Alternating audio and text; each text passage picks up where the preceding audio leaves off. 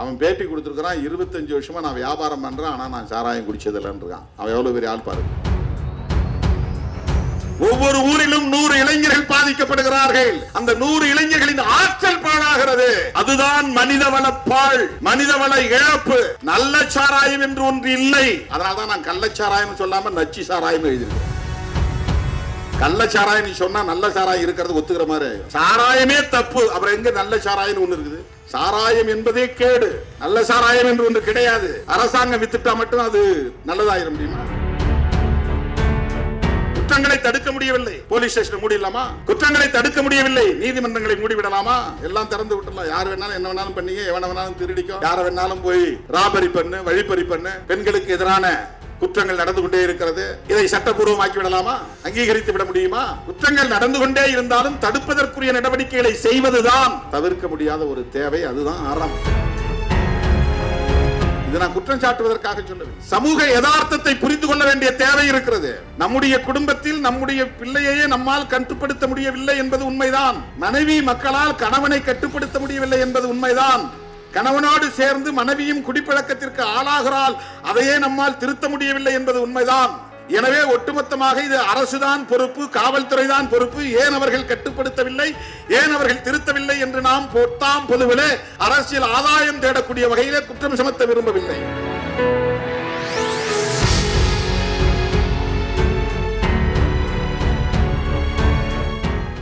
இன்றைக்கு நாடாளுமன்றம் கூடியிருக்கிறது. 18வது மக்களவை. இன்றும் நாளையும் நாளை மறுநாளும் தொடர்ந்து 3 நாட்களுக்கு அனைத்து நாடாளுமன்ற உறுப்பினர்களும் உறுதிமொழி ஏற்று பதவியேற்கிற நிகழ்வுகள் ஒருங்கிணைக்கப்பட்டுள்ளன.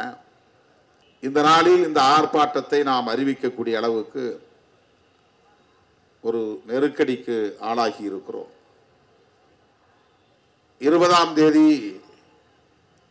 நான் கள்ளக்குறிச்சிக்கு சென்றேன். அங்கு போய் மக்களை சந்தித்த பிறகு மக்களின் கோரிக்கையாக உணர்ந்து இந்த ஆர்ப்பாட்டத்தை அறிவிக்க நேர்ந்தது. 18ஆம் தேதி இந்த கொடும் துயரம் தொடர்பான தகவல்கள் ஊடகங்களில் வெளியானது. அரசல் புரசலாக இந்த செய்திகள்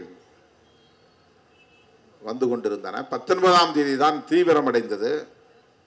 எதிர்கட்சிகளை சார்ந்தவர்கள் எல்லாம் உடனே களத்துக்கு போய்விட்டார்கள். ஆளுங்கட்சியின் மீது விமர்சனம் செய்வதற்கு ஒரு அரிய வாய்ப்பு என்று கருதி உடனே களத்திற்கு போனார்கள். ஏற்கனவே ஒப்புக்கொண்ட நிகழ்ச்சிகள் மற்றும் தவிர்க்க முடியாத பல காரணங்களால் நான் 20ஆம் தேதி மாலை தான் அங்கே செல்ல முடிந்தது. தோழர்கள் இங்கே அதை குறிப்பிட்டார்கள். 20ஆம் தேதி நான் கருணாபுரத்திற்கு போய் நள்ளிரவு 1 மணி வரையில் பாதிக்கப்பட்ட குடும்பத்தினரை சந்தித்தேன். 12 குடும்பங்களைத்தான் சந்திக்க முடிந்தது. இரவு அங்கேயே தங்கிவிட்டு அடுத்த நாள் காலை தொடங்கி அதே போல 21ஆம் தேதி நள்ளிரவு வரையில் கள்ளக்குறிச்சியை சுற்றியுள்ள பாதிக்கப்பட்ட கிராமங்களுக்கெல்லாம் சென்று பாதிக்கப்பட்ட மக்களை எல்லாம் சந்தித்து ஆறுதல் சொல்லிவிட்டு சென்னைக்கு திரும்பினேன். ஏறத்தாழ 57 குடும்பங்களை சந்தித்தோம். பாதிக்கப்பட்டவர்கள் அனைவரும் தலித்துகள், ஆதி திராவிடர்கள் என்று சொல்லப்படுகிறது. பாதிக்கப்பட்டவர்கள் அனைவரும் எளிய மக்கள், உழைக்கும் தொழிலாளர்கள் என்றுதான் புரிந்து கொள்ள வேண்டும். காட்டுநாயக்கர் சமூகத்தை சார்ந்த 12 குடும்பத்தினர் உயிர் பலி ஆகியிருக்கிறார்கள். வன்னியர் சமூகத்தை சார்ந்தவர்கள் 10க்கும் மேற்பட்டவர்கள் பலியாகி இருக்கிறார்கள். 15. மாதவச்சேரின்னு ஒரு கிராமம் கள்ளக்குறிச்சியிலிருந்து 30 கிலோமீட்டருக்கு அப்பால் இருக்கிறது. அந்த ஊருக்கு செல்லுகிற வழியிலே தேவபாண்டலம், அந்த ஊரில் ஒருவர் இறந்து போனார். அவர் ஒரு இஸ்லாமிய சகோதரர், அன்வர் பாஷா என்று ஒரு எளிய குடும்பத்தை சார்ந்தவர். அதற்கு அடுத்த கிராமம் சேஷ சமுத்திரம் என்ற ஒரு கிராமம். அங்கே 2 பேர் இறந்து விட்டார்கள். ஒரு குடும்பம் தான் அங்கே இருக்கிறது, இன்னொரு குடும்பம் யாருமே இல்லை, இறந்து போனார்கள். உறவினர்கள் வந்தார்கள், அடக்கம் செய்துவிட்டு போய்விட்டார்கள். அந்த ஊரில் யாரும் இல்லை. அந்த 2 பேருமே வன்னியர் சமூகத்தை சார்ந்தவர்கள். அந்த குடும்பத்தை, ஒரு குடும்பத்தை மட்டும் சந்தித்து ஆறுதல் சொல்லிவிட்டு திரும்பினோம். மாதவச்சேரி என்கிற கிராமத்தில் 6 பேர் உயிரிழந்திருக்கிறார்கள். 6 பேரும் வன்னிய சமூகத்தை சார்ந்த ஏழை மக்கள். 6 பேரும். அதிலே முதலில் இறந்தவர் பெயர் ஜெயமுருகன். அவர் இந்த நச்சு சாராயத்தை அருந்தியதால் இறந்தார் என்று தெரிவதற்கு முன்பே வழக்கமாக இவர் குடிக்கிறவர், ஏதோ காரணத்தால் இறந்து போனார் என்று அடக்கம் செய்து விட்டார்கள். அவருக்கு அந்த 10 லட்சம் ரூபாய் இழப்பீடே கிடைக்குமா என்ற ஒரு கேள்விக்குறி. ஏனென்றால் அது பற்றிய தகவல்கள் வெளிவருவதற்கு முன்பே அவர் அடக்கம் செய்யப்பட்டு விட்ட காரணத்தினால் அந்த வழக்கு இது நச்சு சாராயத்தால் பலியானவர் என்கிற வழக்காக பதிவாகவில்லை. போஸ்ட்மார்ட்டம் செய்யப்படவில்லை, பிணக்கூர் ஆய்வு செய்யப்படவில்லை. அதே போல அந்த ஊரிலே இன்னொருவர் இளையராஜா, அவருடைய உடலும் அப்படித்தான். இன்னொருவர் நாராயணசாமி, அவரும் அப்படித்தான்.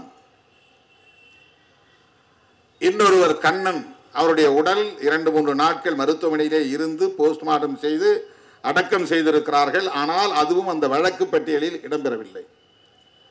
ஆகவே அந்த குடும்பத்தினருக்கெல்லாம் இந்த 10 லட்சம் ரூபாய் கிடைக்குமா என்ற கேள்வி. இந்த 6 குடும்பத்தினரையும் நான் அவர்களின் இல்லம் தேடி போய் சந்தித்து ஆறுதல் சொல்லிவிட்டு வந்தேன். அதன் பிறகு மறுபடியும் கள்ளக்குறிச்சிக்கு வந்து கோட்டைமேடு பகுதியிலே பாதிக்கப்பட்டவர்கள் 2 பேர். ஒரு குடும்பம் நாடார் குடும்பம், தகவலுக்காக சொல்லுகிறேன். இன்னொரு குடும்பம் வன்னியர் குடும்பம். ஏழை எளிய குடும்பத்தை சார்ந்த உழைக்கும் தொழிலாளர்கள், மூட்டை தூக்கும் தொழிலாளர்கள், அன்றாடம் கூலி வேலைக்கு செல்லக்கூடிய எளிய மக்கள் அவர்கள். அதன் பிறகு மாமந்தூரை முடித்துக்கொண்டு கரியப்பா நகரை முடித்துக்கொண்டு பொற்பனாக்குறிச்சி என்ற ஊரிலே போய் அன்றைக்கு இரவு முடிக்கிறோம்.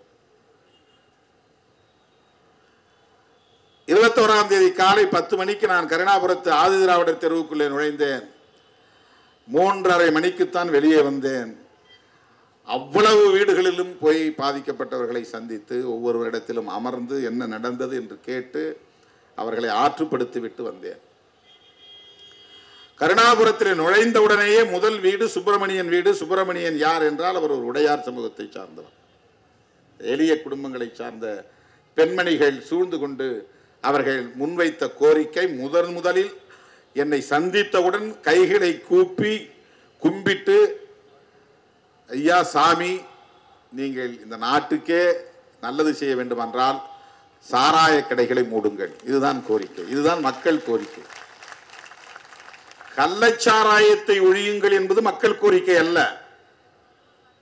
சாராய கடைகளை மூடுங்கள் என்பதுதான் மக்கள் கோரிக்கை. அதனால்தான் சிறுத்தைகளின் போராட்டம் இங்கே அறிவிக்கப்பட்டது. அதை மறந்துவிடக் கூடாது. அந்த முதல் வீடு, கருணாபுரத்திற்குள்ளே நுழைகிற முதல் வீடு சுப்பிரமணியன். அவரும் ஒரு மூட்டை தூக்கும் தொழிலாளி தான். நூர் பாஷா என்று ஒரு மாற்றுத்திறனாளி. அவருடைய மனைவியை, குடும்பத்தினரை சந்தித்தோம். 90 வயது இருக்கும் அந்த தாய், அவருடைய மாமியார். எலும்பும் தோலும் தான், அப்படியே ஒரு எலும்பு கூடு படுத்து கிடப்பது போல் படுத்து கிடக்கிறது. அந்த அம்மையார் படுத்திருந்தார். நூர் பாஷாவுக்கு குழந்தை இல்லை. இடுப்புக்கு கீழே செயலிழந்த நிலை அவருக்கு. அந்த அம்மாவுடைய தொழில் பூ கட்டி தருவது, மாலை கட்டி தருவது. அதாவது பூ வியாபாரம் அல்ல, வியாபாரம் செய்கிறவர்களுக்கு மாலை கட்டி தருகிற தொழில். பூ வியாபாரம் செய்வதற்கு ஒரு முதலீடு தேவை. அது கூட இல்லாத நிலையில் பூ வியாபாரம் செய்கிறவர்களுக்கு மல்லிப்பூவாக இருந்தாலும் சாமந்தி பூவாக இருந்தாலும் அல்லது பல பூக்களை இணைக்கிற மாலையாக இருந்தாலும் அந்த மாலைகளை எல்லாம் கட்டி தந்தால் அதற்கு ஒரு கூலி. அதுதான் அந்த குடும்பத்திற்கான வருமானம். அவர் மாற்றுத்திறனாளி என்று பதிவு செய்திருப்பதனால் மாதம் 1500 ரூபாய் அவருக்கு அரசு உதவி கிடைக்கிறது. அந்த 1500 ரூபாயோடு இவர் பூ கட்டி அதன் மூலம் கிடைக்கிற வருமானத்தை கொண்டு தனக்கும் தன்னுடைய கணவருக்கும் தன்னுடைய மாமியாருக்கும் ஒவ்வொரு நாளும் அவர் உணவு ஏற்பாடு செய்ய வேண்டும், சமைத்து தர வேண்டும், இந்த குடும்பத்தை பார்த்து கொள்ள வேண்டும். முதலில் இறந்தவர்கள் சுரேஷ் பிரவீன். சுரேஷ் என்கிற ஒரு இளைஞன். அவன் இறந்ததும் வழக்கமாக குடிக்கிறவன் ஏதோ காரணத்தால் இறந்து விட்டான் என்றுதான் அவர்கள் நினைத்தார்கள். அவனுடைய குடும்பத்தை சார்ந்தவனே பிரவீன். அவனும் குடிப்பழக்கம் உள்ளவன், அதனால் ஏதோ காரணத்தால் இறந்து விட்டான். ஏதோ காரணத்தால் குடிக்கிற பழக்கம் உள்ளவன், அதனால் ஏதோ உடலை கெடுத்து கல்லீரலை கெடுத்து உடல் உள்ளுறுப்புகளை கெடுத்து விட்டது போலும், அதனால் அவன் இறந்து விட்டான் என்று கருதினார்களே தவிர அவர்களுக்கு யாருக்கும் அந்த சாராயத்தில் மெத்தனால் என்ற ஒரு நஞ்சு கலந்திருக்கிறது என்பது தெரியாது அவர்களுக்கு. அந்த 2 பேர் இறந்த உடனேயே மாவட்ட ஆட்சித்தலைவர் சொன்னது ஏதோ வயிற்றுப்போக்கின் காரணமாக இறந்தார்கள். ஏன்னா யாருக்கும் தெரியாது, மாவட்ட ஆட்சியருக்கும் தெரியாது. சாராயத்தை குடித்ததனால் அந்த சாராயத்தில் கலந்திருந்த நஞ்சுதான் இந்த சாவுக்கு காரணம் என்று உணர்வதற்கு அறிவதற்கு முன்னரே கலெக்டரும் ஒரு ஸ்டேட்மெண்ட் கொடுக்க வேண்டிய நிலைக்கு ஆளாகி இருக்கிறார். இப்படி ஒவ்வொரு வீட்டுக்குள்ளேயும் போனேன். இதில் ஒரு பெரிய வருத்தத்திற்குரிய ஒரு நிகழ்வு என்னவென்றால், இன்னொரு சுரேஷ், அவனும் இறந்து விட்டான், அவனுடைய மனைவியும் இறந்து விட்டார். அந்த மனைவியின் பெயர் வடிவுக்கரசி. அந்த வடிவுக்கரசி எப்படி இறந்தார், அவருக்கு குடிப்பழக்கம் உண்டா என்று நான் கேட்டேன். இளம் பெண். காட்டுநாயக்கர் தெருவிலே சாரதாவுக்கு இந்திராவுக்கு குடிப்பழக்கம் இருக்கிறது, 5:30 மணிக்கே எழுந்து போய் குடித்திருக்கிறார் என்றவருடைய குடும்பத்தை சார்ந்தவர்களே சொல்லுகிறார்கள். வடிவுக்கரசிக்கும் அப்படி குடிப்பழக்கம் இருக்கிறதா என்று நான் கேட்டபோது சுற்றிலும் இருந்தவர்கள் சொன்னது அதிர்ச்சியாக இருந்தது. தோழர்களே, இந்த அம்மாவுக்கு உடல் நலிவு, அவருக்கு பௌத்திரம் அடிக்கடி வலி ஏற்படுகிற போது காலை கடன் கழிக்க முடியாது. பௌத்திரம் வந்தால் காலை கடன் கழிக்க முடியாது. ஓம வாட்டர் குடிக்க வேண்டும் என்று அவராக விரும்பி தன்னுடைய மகளிடத்திலே சொல்லி போய் ஓம தண்ணி வாங்கிட்டு வா. அந்த பெண்ணு வெளியே போயிருச்சு ஓம தண்ணி வாங்குறதுக்கு. கணவன் சுரேஷ் 2 பாக்கெட் வாங்கிட்டு வந்து ஒரு பாக்கெட்டை உடைச்சி டம்ளரில் ஊற்றி குடிச்சிட்டு அதே பாட்டில் அதே டம்ளரில் இன்னொரு பாக்கெட்டை ஊற்றி வச்சுட்டு ஒரு ஃபோன் வந்தவொடனே ஃபோன் எடுத்துட்டு வெளியே போயிடுறாரு. இந்த அம்மா வெளியிலிருந்து உள்ளே வந்திருக்கிறாங்க. வந்ததும் அந்த டம்ளரில் தண்ணி இருந்திருக்கு, அது ஓம தண்ணின்னு நினச்சி எடுத்து குடிச்சிட்டாங்க. நம்ம போய் பொண்ணை வாங்கிட்டு வர சொன்னால் அது வாங்கிட்டு வந்து ஊற்றி வச்சிருக்கு போட்டிருக்கு, அதை குடிக்கணும், குடிச்சிருக்காங்க. ஓம தண்ணி மாதிரி தான், அதுவும் கலர்லெஸ், அதில் கலர் இருக்காது. ஒரு மஞ்சளாக இருந்திருக்கோ அல்லது வேறு மாதிரி ஏதாவது கலராக இருக்க, வெறும் அப்படியே தண்ணி தேங்காய் தண்ணி மாதிரி சொல்லுவாங்களா, அப்படி இருந்துச்சு தண்ணி. நான் அதை பார்த்தேன். அந்த பாக்கெட்லாம் தூக்கி போட்டிருந்தாங்களே, அந்த பாக்கெட் தூக்கி போட்ட பாக்கெட்டை எடுத்து பார்த்தா அதுக்குள்ள கொஞ்சம் மிச்சம் இருந்த அந்த சாராயத்தை பார்த்தேன். அப்படியே கிளியராக இருக்கு, எந்த கலரும் கிடையாது அதில். வடிவுக்கரசி அதனால் இறந்து போனார். சுரேஷ் குடிப்பழக்கம் உள்ளவர், மனைவி வடிவுக்கரசி ஓமத்தண்ணி என்று குடித்து இறந்து போனார். இப்படி ஒவ்வொரு வீட்டுக்குள்ளேயும் நுழைந்து ஒவ்வொருவரையும் தனித்தனியே சந்தித்து 70 வயது வரை முதிர்ந்த நபர்களும் இந்த குடிப்பழக்கத்திற்கு ஆளாகி இருக்கிறார்கள். 30 வயதுக்குட்பட்ட இளைஞர்களும் இளம் பெண்களும் இந்த குடிப்பழக்கத்திற்கு ஆளாகி இருக்கிறார்கள். தெரு தெருவாக நடந்து சிறுவங்கூர் என்ற ஒரு கிராமம், மாடூர் என்ற ஒரு கிராமம், வீர சோழபுரம் என்ற ஒரு கிராமம், இதுவெல்லாம் அந்த கள்ளக்குறிச்சியை சுற்றியுள்ள கிராமங்கள். இந்த கிராமங்களில் எல்லாம் போய் பார்த்தேன், ஒவ்வொரு குடும்பத்தினரையும் பார்த்தேன்.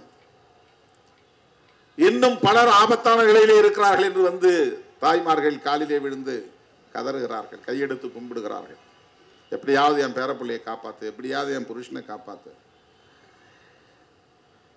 ஆபத்திலே இருப்பவர்களை காப்பாற்றுங்கள் என்று சொல்லுகிற குரலுக்கு அடுத்து ஓங்கி உரத்து ஒலித்த குரல் சாராய கடைகளை மூடுங்கள் என்பதுதான். அன்றைக்கு இரவே நான் கள்ளக்குறிச்சி அரசு மருத்துவமனைக்கு போனேன். நூற்றுக்கணக்கானவர்கள் அங்கே அனுமதிக்கப்பட்டிருந்த நிலையில் 18 பேர் வெண்டிலேட்டர் பொருத்தப்பட்டு செயற்கை சுவாசத்தில் கிடத்தப்பட்டிருந்தார்கள். ஐசியூவில் இருந்தாங்க, தீவிர சிகிச்சை பிரிவில் இருந்தார்கள். 18 பேரையும் தனித்தனியாக பார்த்தேன். அதில் தலித்துகளும் உண்டு, தலித் அல்லாதவர்களும் உண்டு, இளைஞர்களும் உண்டு. பெரும்பாலும் அவ்வளவு பேருமே மூட்டை தூக்கக்கூடிய தொழிலாளர்களாக இருக்கிறார்கள், அல்லது கொத்து வேலை செய்யக்கூடிய தொழிலாளர்களாக இருக்கிறார்கள், ஓட்டுநர்களாக இருக்கிறார்கள், எலக்ட்ரிஷியன் தொழிலை செய்யக்கூடியவர்களாக இருக்கிறார்கள், பிளம்பிங் குடிநீர் பைப்புகளை சரி செய்கிற வேலையை செய்யக்கூடியவர்களாக இருக்கிறார்கள். ஒரு நாளைக்கு 200 ரூபாயிலிருந்து 600 ரூபாய் வரையில் சம்பாதிக்கக்கூடிய வேலைகள். ஏன் இப்படி இவர்கள் குடிக்கிறார்கள் என்று கேட்பதற்கு அவர்கள் சொன்ன காரணம், 60 ரூபாய்க்கு இது கிடைக்குது, ஒரு பாக்கெட் 60 ரூபாய். எவ்வளவு ஒரு பாக்கெட், எவ்வளவு அளவு இருக்கும்? 200 மில்லி இருக்கும். வாங்கிட்டு வந்து வீட்டில் வச்சுட்டு சாயந்தரம் குடிக்கிறவங்க இருக்கிறாங்க, இரவு குடிக்கிறவங்க இருக்கிறாங்க, அடுத்த நாள் குடிக்கிறவங்க இருக்கிறாங்க. எத்தனை மணிக்கு இந்த வியாபாரம் தொடங்குகிறது? அதிகாலை 4:30 மணிக்கே தொடங்குகிறது. இந்த வியாபாரம் அதிகாலை 4:30 மணிக்கே பிரம்ம முகூர்த்தத்திலே தொடங்குகிறது. 5 மணிக்கு எப்படி போய் குடிக்கிறாங்க? எழுந்து முகம் கழுவணும், தண்ணி எடுத்து வாய் கொப்பளிக்கணும், அப்புறம் ஒரு டம்ளர் தண்ணி குடிக்கணும். இதுதான் வழக்கமாக நாம் செய்யக்கூடிய வேலை. ஆனால் அவர்கள் எழுந்து வாய் கொப்பளிப்பதே சாராயத்தில் தான் கொப்பளிக்கிறார்கள். அப்படி மூளையை கடிச்சு வாயில கொப்பளிச்சு ஊத்திட்டு மிச்சத்தை குடிச்சிடுறது. சாராயம்னு கேட்கறதில்ல, மூளை கடிச்சா இருக்கா அப்படின்னு தான் கேட்குறாங்க. மூளை கடிச்சா கிடைக்குமா? மூளை கடிச்சான்னா அந்த பாக்கெட்டில் 2 பக்கம் மூளை இருக்கும் இல்லையா, மேலே பிடிச்சி கட்டிடுறாங்க. இந்த பக்கம் ஒரு கார்னர், இந்த பக்கம் ஒரு கார்னர். ஏதாவது ஒரு மூளையை கடிச்சிட்டு அப்படியே குடிச்சிடுறது சார், அவ்வளோதான். மிச்சம் இருந்தால் கூட தூக்கி போட்டு போயிடுறது. இதெல்லாம் அந்த 2 நாள் நான் களத்திலே நின்று மக்களை சந்தித்த போது கிடைத்த தகவல்கள். யார் விற்பனை செய்தவன்? கண்ணுக்குட்டி. அவன் பேர் கோவிந்தராஜ், அவனுக்கு பட்ட பெயர் கண்ணுக்குட்டி. அவன் பேட்டி கொடுத்துருக்கிறான், 25 வருஷமா நான் வியாபாரம் பண்றேன், ஆனா நான் சாராயம் குடிச்சதில்லைன்னு இருக்கான். அவன் எவ்வளவு பெரிய ஆள் பாருங்க, அவன் எவ்வளவு பெரிய கெட்டிக்காரன் பாருங்க. 25 வருஷமா அந்த தொழில் செய்யறான்னா, 25 வருஷமாவா தமிழ்நாடு முதலமைச்சர் தளபதி ஸ்டாலின் முதலமைச்சரா இருக்கிறாரு? 25 வருஷமா அந்த வியாபாரம் நடக்குது அங்க. 25 வருஷமாவா தொடர்ந்து திமுக ஆட்சியில் இருக்கு? அதல்ல. அதுக்கு பிறகு ஒரு தகவல் கிடைக்குது. என்ன தகவல் கிடைக்குதுன்னா, மாதவச்சேரிக்கு போன பிறகு ஒரு தகவல் கிடைக்குது. மாதவச்சேரியில இறந்து போனவங்க எல்லாம் கருணாபுரம் போய் குடிச்சிட்டு வந்தாங்களான்னு நான் கேட்டேன். இல்ல சார், இங்கே விற்கிறாங்க சார், இப்ப சுடுகாட்டில் வித்துக்கிட்டு இருக்குது, இப்ப வித்துக்கிட்டு இருக்குதுன்றான். இங்க யார் கொண்டாந்து விற்கிறாங்க? இங்க ஒரு சின்னதுரைன்னு ஒரு ஆள் இருக்கிறான். அவன் யார்? சேஷசமுத்திரம். அவனை போலீஸ் கைது பண்ணிட்டாங்க. அவன் தலித்தா? இல்லை, அவன் வன்னியர் சமுதாயத்தை சேர்ந்தவன் தான். அவன் தான் இங்க முக்கியமான சப்ளையரு. அவன்கிட்ட தான் கண்ணுக்குட்டி வாங்கிட்டு போறான். சின்னதுரைகிட்ட போய் கண்ணுக்குட்டி வாங்கிட்டு கருணாபுரத்தில் விற்கிறான். மாதவச்சேரியிலேயே அது கிடைக்கிறது. அந்நிய சமுதாயத்தை சார்ந்த மக்கள் பெரும்பான்மையாக வசிக்கக்கூடிய அந்த கிராமத்தில் பட்டப்பகலில் விற்பனையாகிறது. பல கிராமங்களை சார்ந்தவர்கள் அங்கே வாங்கி கொண்டு போகிறார்கள். ரீட்டைல் சேல்ஸ் வேற, மொத்தமாக வாங்கிட்டு போய் அங்கே தனியாக சில்லறை விற்பனை. அவன் இப்போ கண்ணுக்குட்டின்னா அது 60 ரூபாய்க்கு வாங்கிட்டு வந்துருக்க மாட்டான். சின்னதுரைகிட்ட வாங்கும்போது அவன் 50 ரூபாய்க்கு 55 ரூபாய்க்கு வாங்கிருப்பான் ஒரு பாக்கெட். இவன் இங்கே 60 ரூபாய்க்கு விற்கிறான். இப்போ சின்னதுரைக்கு யார் கொடுத்தாங்கிறது முக்கியமானது. அவனே அதை தயாரிச்சானா? அப்போ அவன் இந்த சாராயத்தில் மெத்தனால் கலந்துருக்கானா? அந்த மெத்தனால் எங்கிருந்து வந்துச்சு? மெத்தனால் எல்லாராலையும் வாங்க முடியாது. முக்கியமான கெமிக்கல்ஸ்லாம் ட்ரக்ஸ், இந்த மருந்து, இதெல்லாம் எல்லாராலையும் வாங்க முடியாது. அதுக்கு நிறைய கெடுபிடி இருக்கு, சட்டங்கள், நிறைய கெடுபிடியான சட்டங்கள் இருக்கு, எல்லாராலையும் வாங்க முடியாது. சில முக்கியமான மருந்தெல்லாம் மெடிக்கல்ல போனால் உங்களுக்கு கொடுக்க மாட்டாங்க. ஆல்கஹால் மிக்ஸ்டு மெடிசின்ஸ் நிறைய இருக்கு. இன்ஜெக்ஷன் வந்து மெடிக்கல் பர்பஸ் போகிற இன்ஜெக்ஷனே வந்து ட்ரக்ஸ் தான். அதுக்கு நிறைய பேர் அடிக்ட் ஆகிறவங்களாம் இருக்கான். பெத்தட்டின்னு ஒரு ஊசி இருக்குது, அதை நீ போய் கேட்டால் மெடிக்கலில் கொடுக்க மாட்டாங்க. அனஸ்டாட்டிக்ஸ், இந்த மயக்க ஊசி போடுற மருத்துவர்கள்லாம் இருக்காங்க இல்லையா, அவங்க பயன்படுத்துகிற அந்த இன்ஜெக்ஷன்லாம் நீங்கள் யாரும் கேட்டு வாங்க முடியாது. கரெக்டாக அதை முதுகுத்தண்டில் போடுவாங்க, உனக்கு மயக்கம் வந்துடும். 3 மணி நேரமோ 6 மணி நேரமோ உனக்கு ஆப்ரேஷன் பண்ணுற வரல நீ மயக்க நிலையிலே இருப்ப, உனக்கு என்ன நடந்தாலும் தெரியாது. அந்த மாதிரியான மருந்தை நாம் போய் ப்ரெஸ்கிரிப்ஷன் வாங்கிட்டு போய் கூட வாங்க முடியாது. ப்ரெஸ்கிரிப்ஷன் கொடுக்க மாட்டாங்க, டாக்டர்ஸ் எழுதி கொடுக்க மாட்டாங்க. மெத்தனால் என்கிற அந்த நச்சு பொருள் அது வந்து ஆல்கஹால் தான், மீத்தைல் ஆல்கஹால் அப்படிங்கிறது தான் மெத்தனால் அப்படின்னு அழைக்கப்படுகிறது. எத்தில் ஆல்கஹால் அப்படிங்கிறது தான் எத்தனால் என்று அழைக்கப்படுகிறது. ஆல்கஹால் அப்படின்னா நாம தமிழ்ல சாராயம் சொல்றோம்.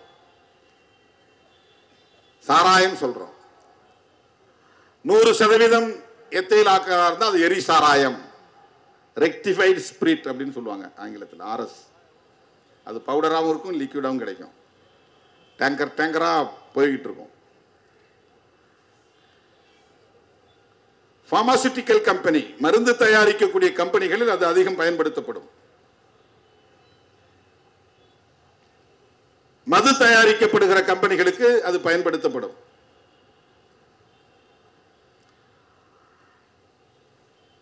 இந்த மது என்பது ஏதோ புதிதாக இந்த காலகட்டத்தில் திமுக அதிமுக வந்த பிறகுதான் அறிமுகமானது என்று இல்லை.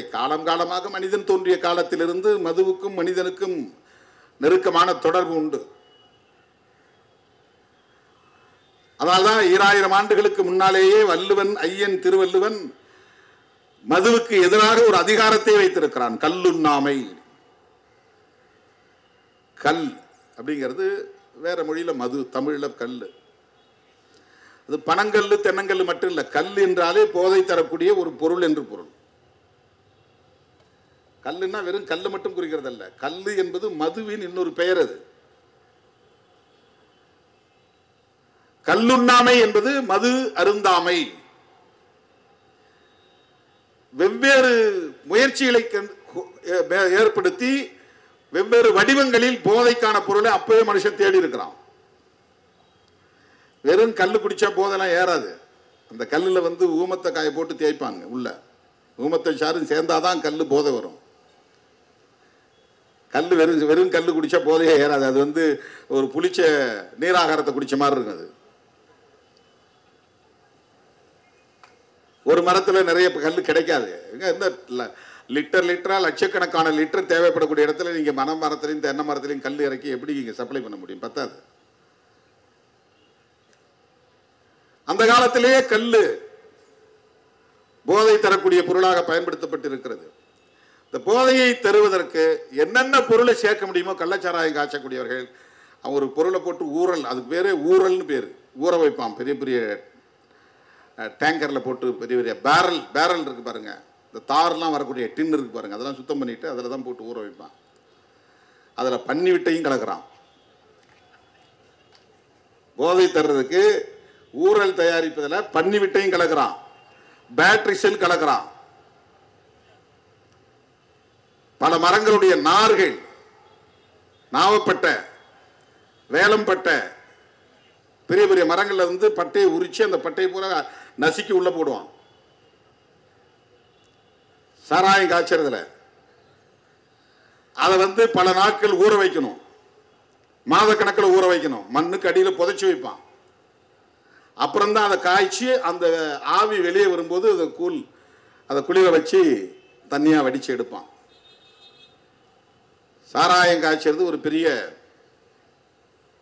தொழில். அது காலங்காலமாக இருந்து வருகிறது, இப்போது இல்லை. இதெல்லாம் மனுஷன் தன்னுடைய முயற்சியில் அப்பவே கண்டுபிடிச்சிருக்கான். எதெல்லாம் போட்டா போதை ஏறுன்னு அவனுக்கு தெரியும். இப்ப டர்பண்டைன்ல பயன்படுத்துறாங்க, அந்த பெயிண்ட்ல அடிக்கிறாங்க பாருங்க, அந்த பெயிண்ட் எல்லாம் எடுத்து பயன்படுத்துறாங்க. அதுல இருந்து எடுத்து போதையை பிரிக்கிறாங்க. எல்லாத்துலயும் ஆல்கஹால் மிக்ஸ்டு. இந்த நீங்க பெயிண்ட் வார்னிஷ் அடிக்கும் போதே ஒரு ஸ்மெல் வரும் பாருங்க, அதெல்லாம் ஆல்கஹால் மிக்ஸ்டு. அது இந்த ஆல்கஹாலை பிரிக்கிறது. மெயினா ஆல்கஹாலை எதுல இருந்து தயாரிக்கிறாங்கன்னா கரும்பு சாறுல இருந்து தான் தயாரிக்கிறாங்க. கரும்பு வந்து அரைக்கும் போது சக்கை வெளியே வந்த பிறகு அது மொத்தமும் சர்க்கரை ஆவறதில்லை. அதில் மொலாசஸ்ன்னு ஒரு பிரிவு தனியாக எடுக்கிறாங்க. அதை வந்து வடிச்சு அதுல இருந்து தான் ஆல்கஹால் எடுக்கிறாங்க. சுகர் ஃபேக்டரியில் வெறும் சர்க்கரை மட்டும் உற்பத்தி ஆவறதில்லை. சுகர் ஃபேக்டரி சர்க்கரை ஆலையில் மிக முக்கியமான உற்பத்தியே மொலாசஸ் தான். இந்த மொலாசஸ் எதுக்காகனா ஆல்கஹால் உற்பத்தி பண்றது தான். இந்த ஆல்கஹால் சாராயம் தயாரிக்க மது தயாரிக்கும் பயன்படுத்தப்படுகிறது, மருந்து தயாரிப்பதற்கும் பயன்படுத்தப்படுகிறது. ஊசி போடக்கூடிய மருந்தாக இருந்தாலும் சரி.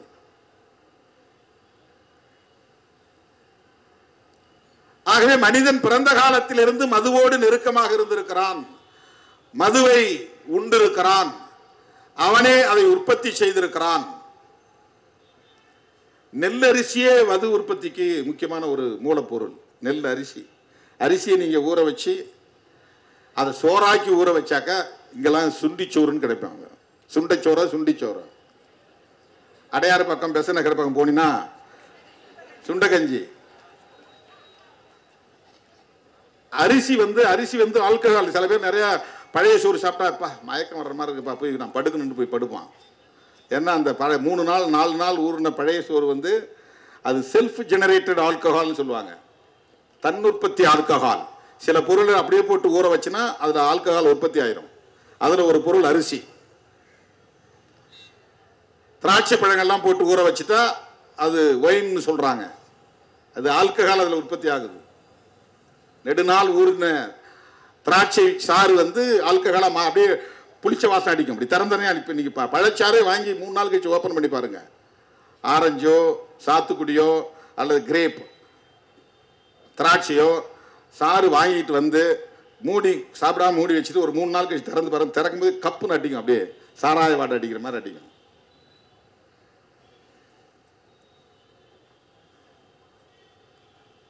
ஆல்கஹால் தான் அது. ஆகவே இந்த மது என்பது மனிதன் பிறந்த காலத்திலிருந்து மனிதன் இதை கண்டுபிடித்து அதை பல்வேறு வடிவங்களில் உற்பத்தி செய்திருக்கிறான், குடித்திருக்கிறான், தொடர்ந்து குடித்து வருகிறான். இது அனைவரும் ஒப்புக்கொள்ள வேண்டிய உண்மை. அதனால்தான் 2000 ஆண்டுகளுக்கு முன்னால் ஐயன் திருவள்ளுவன் 133 அதிகாரங்களை எழுதிய அந்த திருக்குறளில் ஒரு அதிகாரம் கல்லுண்ணாண்மை. அவன் வந்து மதுவிலக்கு கொள்கை. அவர்களின் வாரிசுகள் நாம் மதுவிலக்கு கொள்கையை பேசுகிறோம். ஐயன் வள்ளுவனின் வாரிசுகள் நாங்கள். அவருக்கும் பாட்டன் தான் 500 வருஷத்துக்கு முன்னால பிறந்தவர் நம்முடைய புத்தர். வள்ளுவனுக்கு முன்னால பிறந்தவர் 500 வருஷங்களுக்கு முன்னால. அவரும் வந்து மது கூடாது அப்படிங்கிறார். நமக்கு வரலாறு தெரிந்த காலத்திலிருந்து மதுவுக்கு எதிராக பலர் போராடி இருக்கிறார்கள், கருத்து பரப்பலை செய்திருக்கிறார்கள். நம்ம எல்லாம் மனிதர்களாய் தலைநிமிர வைத்த நம்முடைய மகத்தான தலைவர் புரட்சியாளர் அம்பேத்கர் அவர்கள் பம்பாய் மாகாணத்திலே சட்டமன்ற உறுப்பினராக இருந்த போதே அந்த அவையில் மதுவிலக்கை வலியுறுத்தி பேசியிருக்கிறார். நாங்கள் அம்பேத்கரின் வாரிசுகள், அதனால் மதுவிலக்கை வலியுறுத்துகிறோம். நாங்கள் பகவான் புத்தரின் வாரிசுகள், ஐயன் திருவள்ளுவனின் வாரிசுகள். எனவே மதுவிலக்கு கொள்கையை ஒரு தொலைநோக்கு பார்வையோடு நாங்கள் முன்வைக்கிறோம். தற்காலிக அரசியல் ஆதாயத்திற்காக இதை பேசவில்லை. புரட்சியாளர் அம்பேத்கர் அவர்கள் அரசமைப்பு சட்டத்தை எழுதுவதற்கான வாய்ப்பை பெற்ற சூழலில் அரசமைப்பு சட்டத்திலேயே அதை பதிவு செய்கிறார். இந்த கோரிக்கை அதுதான். தமிழ்நாடு அரசே என்று நாங்கள் கோரிக்கை வைத்தாலும் கூட எங்கள் கோரிக்கை இந்த மதுவிலக்கு கோரிக்கையை தமிழ்நாட்டிலே தடை செய்யுங்கள் என்று மட்டும் நாங்கள் சொல்லவில்லை. இதை தேசிய கொள்கையாக அறிவிக்க வேண்டும். இந்தியா முழுவதும் மதுவிலக்கை நடைமுறைப்படுத்த வேண்டும்.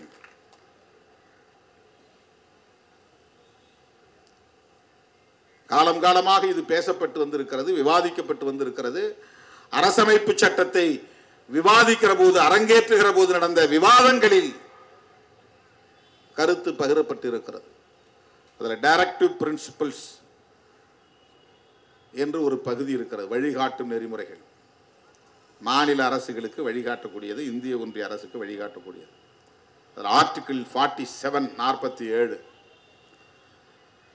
அதுல என்ன சொல்லுகிறது, என்ன சொல்லி இருக்கிறார்கள் என்றால், என்ன சொல்லி இருக்கிறார் புரட்சியாளர் அம்பேத்கர் அவர்கள் என்றால், ஏன்னா அவர் வகுத்தளித்த வரையறுத்த சட்டம் தான் அரசமைப்பு சட்டம்.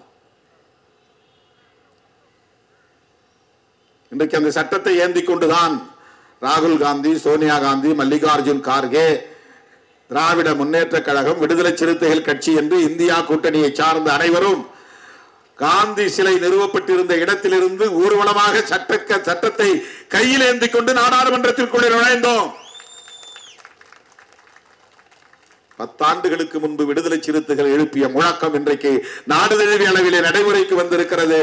அரசமைப்பு சட்டத்தை பாதுகாப்போம். நரேந்திர மோடி பிரதமர் வேட்பாளராக அறிவிக்கப்பட்ட நாளில் இருந்து அரசமைப்பு சட்டத்திற்கு ஆபத்து என்று அடிவயிறு வலிக்க வலிக்க கத்தி கத்தி பேசி வருகிற இயக்கம் விடுதலை சிறுத்தைகள் கட்சி. டிமானிட்டைசேஷன் என்று ரூபாய் மதிப்பிழப்பு நடவடிக்கையை மேற்கொண்ட உடனேயே பாண்டிச்சேரி, புதுச்சேரியில் அரசமைப்பு சட்ட பாதுகாப்பு மாநாட்டை நடத்திய இயக்கம் விடுதலை சிறுத்தைகள் கட்சி. தமிழ்நாடு பாண்டிச்சேரி என்று மட்டுமில்லாமல் ஆந்திராவிலே மட்டும் 3-4 இடங்களிலே, குப்பம், மதனப்பள்ளி,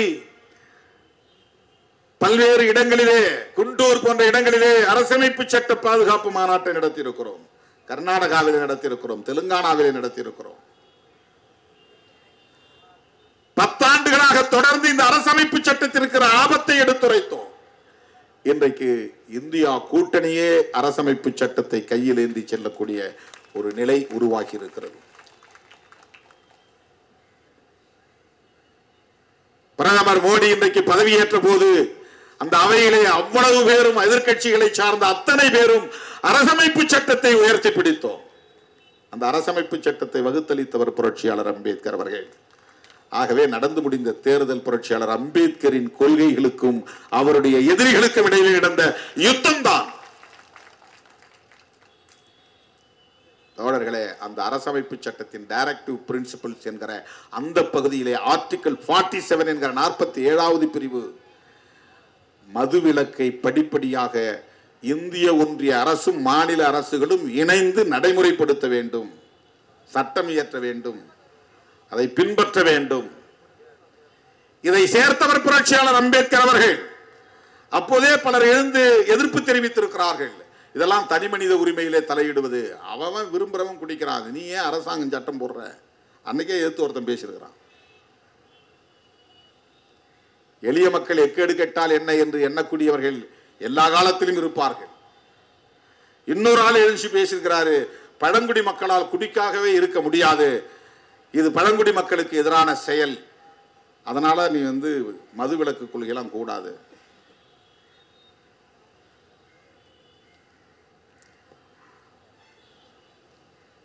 புரட்சியாளர் அம்பேத்கர் அவர்கள் அதிலிருந்து சமரசம் செய்து கொள்ளவில்லை, விடாப்பிடியாக இருந்தார். அதனால் அரசமைப்பு சட்டத்திலே அது இணைக்கப்பட்டது. 47வது ஆர்டிகிள். அந்த அடிப்படையில் தான் இன்றைக்கு இந்தியா முழுவதும் தோழர்களே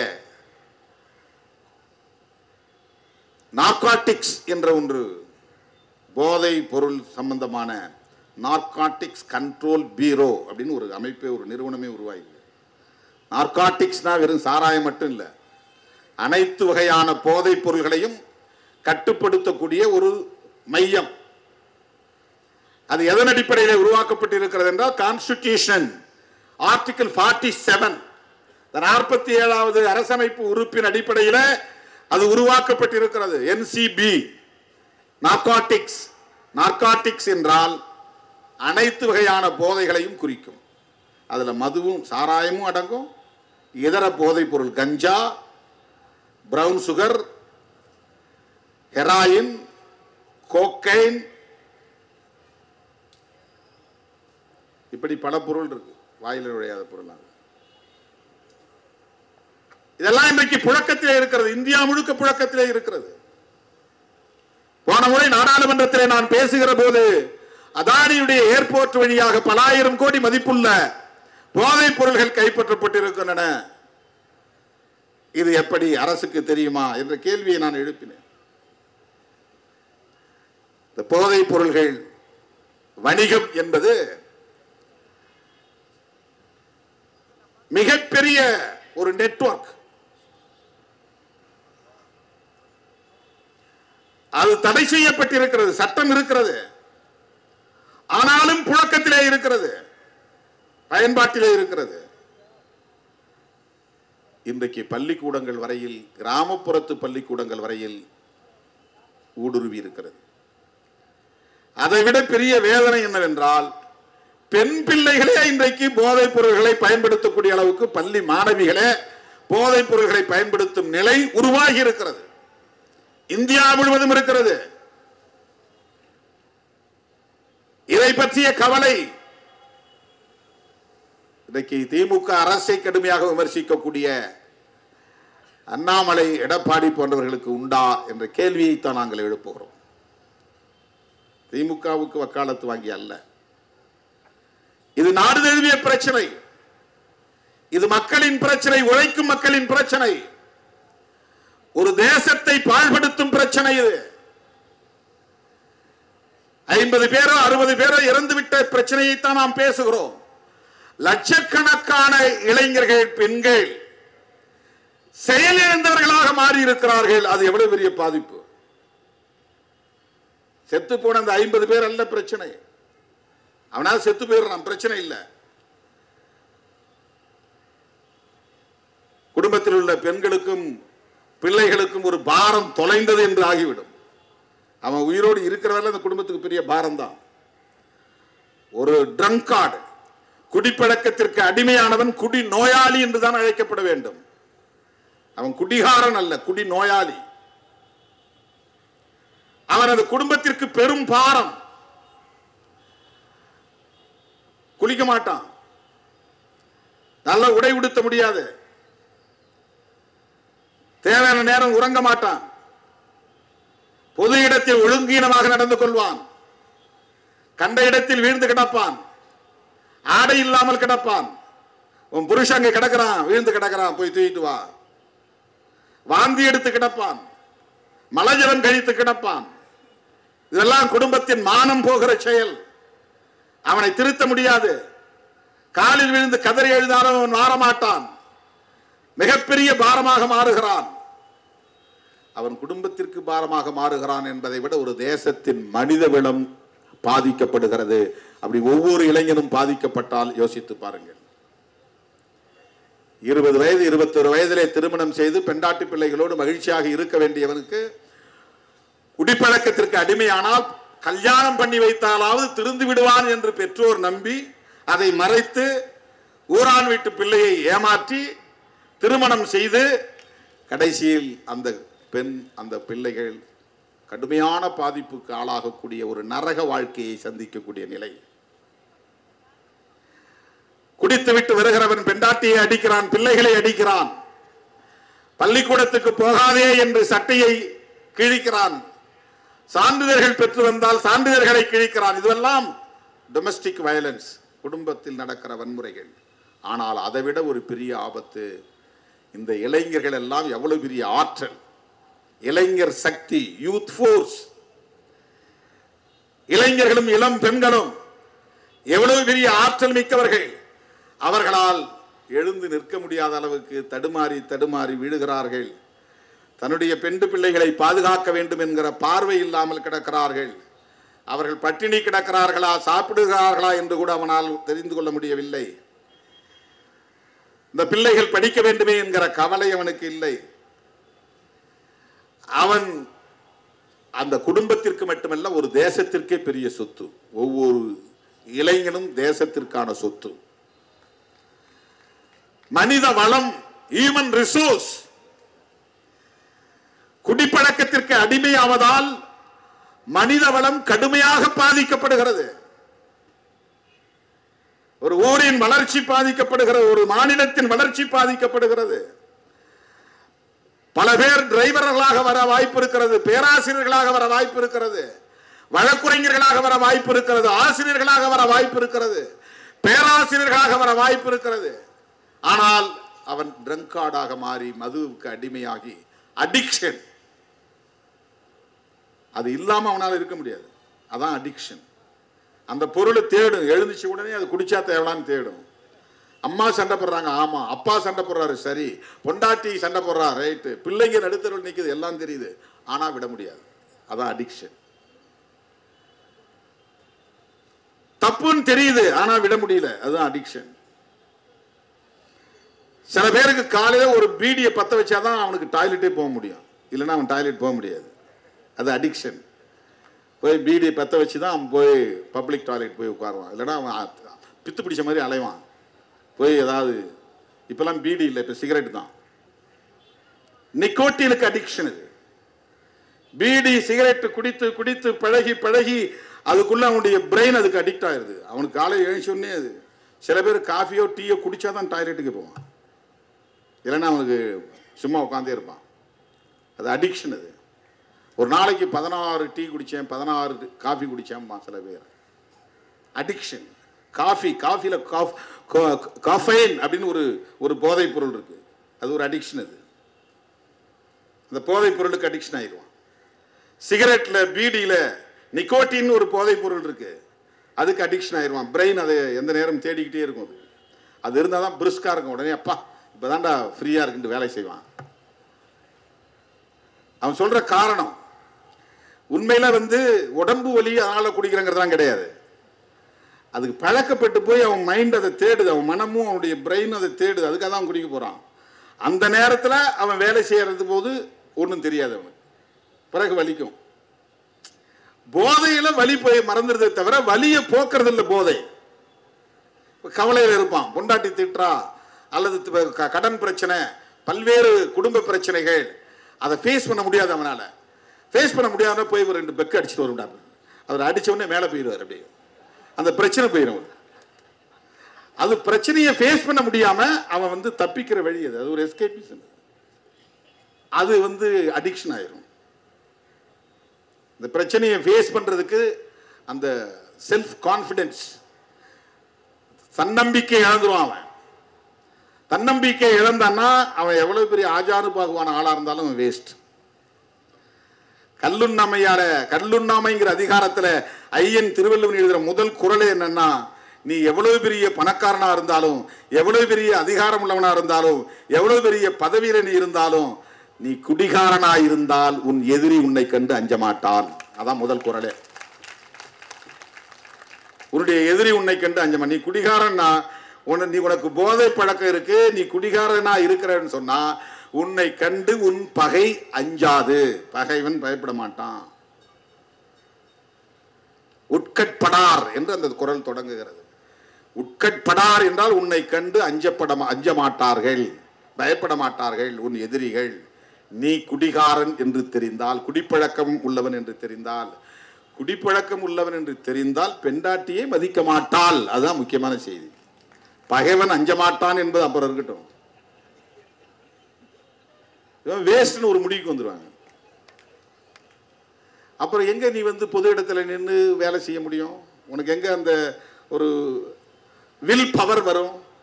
முடிஞ்சு. மனிதவள இழப்பு என்பது அதுதான்.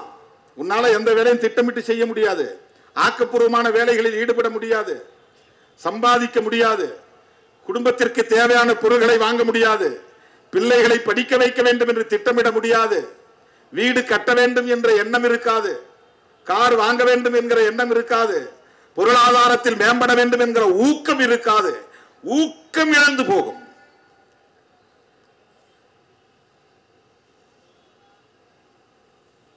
உடம்புல எந்த உறுப்பு பாதிக்கப்பட்டாலும் ரீப்ளேஸ் பண்ணிடலாம். கை போச்சுன்னா கை வச்சிடலாம், ஹார்ட் போச்சுன்னா ஹார்ட் வச்சிடலாம், லிவர் போச்சுன்னா கொஞ்சம் லிவரை வேற ஒருத்தர் கட் பண்ணி வச்சு அது வளர்ந்துரும்.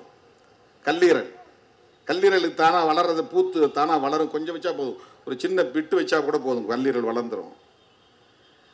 கண்ணுக்கு கண்ணு வைக்கிறாங்க. பல்வேறு உறுப்புகளை இன்றைக்கு மருத்துவத்துறை டிரான்ஸ்பிளான்டேஷன் செய்யுது. கிட்னி டிரான்ஸ்பிளான்டேஷன், லிவர் டிரான்ஸ்பிளான்டேஷன், சிறுநீரக மாற்று அறுவை சிகிச்சை, கல்லீரல் மாற்று அறுவை சிகிச்சை, மூளையை மாற்று அறுவை சிகிச்சை கிடையாது. ஒருத்தர் மூளையை எடுத்து இன்னொருத்தர் வச்சா அது பொருந்துமானா பொருந்தாது, இயங்குமானா இயங்காது. பிரெயின் ஒரு யூனிக் ஆர்கன். எல்லாமே யூனிக் தான். பிரெயினை ரீப்ளேஸ்மெண்ட் பண்ண முடியாது. இந்த மது பழக்கம், போதை பழக்கம், அதற்கு அடிமையாகக்கூடிய நிலை CNS என்கிற சென்ட்ரல் நர்வஸ் சிஸ்டம் அதை தான் கடுமையா தாக்கும். பாதிக்கப்பட்டோம். முதுகுத்தண்டு இருக்கு பாருங்க, அதான் சென்ட்ரல் நர்வஸ் சிஸ்டம். மூளையோட முகுளம், முகுளத்தோட முதுகுத்தண்டு, உனக்கு உட்கார்ற இடம் வரலாம் கடைசியா வந்து முடியுது பாருங்க முதுகுத்தண்டு, கடைசி எலும்பு. அது வரையிலும் எல்லா நரம்புகளும் இணைக்கப்பட்ட உடலுக்கு போகிற அத்தனை நரம்புகளும் அப்படிதான் பிரியும். முதுகுத்தண்டே ஆணையிடும். அனிச்சை செயல்வாங்கல்ல, மூளைக்கு போகாம சில நேரம் முதுகுத்தண்டே அது சபார்டினேட் சர்வீஸ் பண்ணுது. மூளைக்கே சொல்லாம இதுவே ஆணையிட்டுரும். அதுவே ஒரு மூளை தான். முதுகுத்தண்டுங்கிறதே ஒரு மூளை தான். மூளையின் தொடர்ச்சி தான் அது. அந்த சிஸ்டத்தை போய் தாக்கக்கூடிய ஒன்றுதான் இந்த மது பழக்கம் அல்லது போதை பழக்கம். நீ எந்த மது அருந்தினாலும் சரி, கஞ்சா அடிச்சாலும் சரி, நிக்கோட்டினுக்கு, ஹெராயின், பெத்தடின் போன்ற எந்த மருந்து பொருள்களுக்கு நீ அடிமையானாலும் உன்னுடைய சென்ட்ரல் நர்வஸ் சிஸ்டம் அது அடிபட்டு போச்சுன்னா உனக்கு எல்லாமே சரி.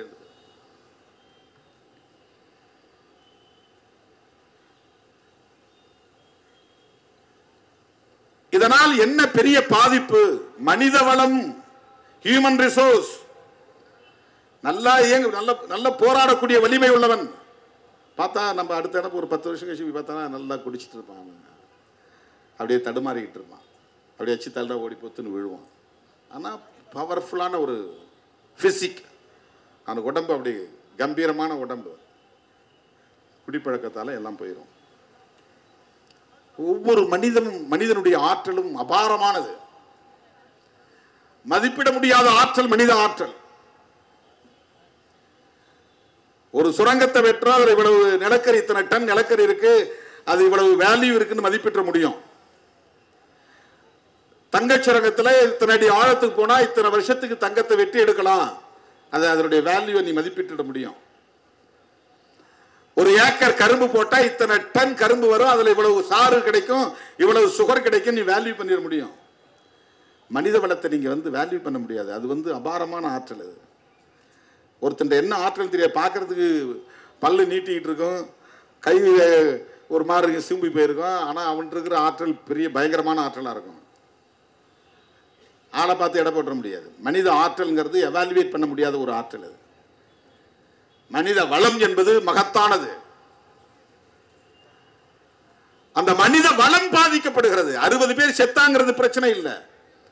அந்த மாதிரி பல லட்சம் பேர் ஆற்றல் இழந்து கிடக்கிறான். ஒரு ஊருக்கு நான் போறேன், ராத்திரி 6 மணிக்கு 8 மணிக்கு போறேன்னா ஒரு 100 பேர் திரண்டு நிற்கிறான்னா அதுல 30 பேர் செயலிழந்தவனா இருக்கிறான், குடிகாரனா இருக்கிறான்.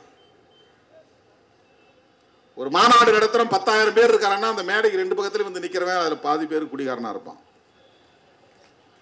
அவன் உட்காரவே மாட்டான், அவனுக்கு சேர் போட்டாலும் கிடைக்காது, யார் சொன்னாலும் கேட்கவும் மாட்டான், சொல்ல சொல்ல கை தட்டிட்டே இருப்பான், கத்திக்கிட்டே இருப்பான். ஆனா ஆற்றல் வாய்ந்தவன் செயலிழந்து போறான். செயலிழந்து போறான். அவன் யாருக்குமே பயன்படாம போயிடுறான். ஒவ்வொரு ஊரிலும் 100 இளைஞர்கள் பாதிக்கப்படுகிறார்கள். அந்த 100 இளைஞர்களின் ஆற்றல் பாழாகிறது. அதுதான் மனிதவள பாழ், மனிதவள இழப்பு. நல்ல சாராயம் என்று ஒன்று இல்லை. அதனால்தான் நான் கள்ளச்சாராயம் சொல்லாம நச்சு சாராயம் எழுதியிருக்கிறேன். கள்ளச்சாராயம் நீ சொன்னா நல்ல சாராயம் இருக்கிறது ஒத்துக்கிற மாதிரி ஆயிடும். சாராயமே தப்பு, அப்புறம் எங்க நல்ல சாராயம் ஒண்ணு இருக்குது? சாராயம் என்பதே கேடு, நல்ல சாராயம் என்று ஒன்று கிடையாது.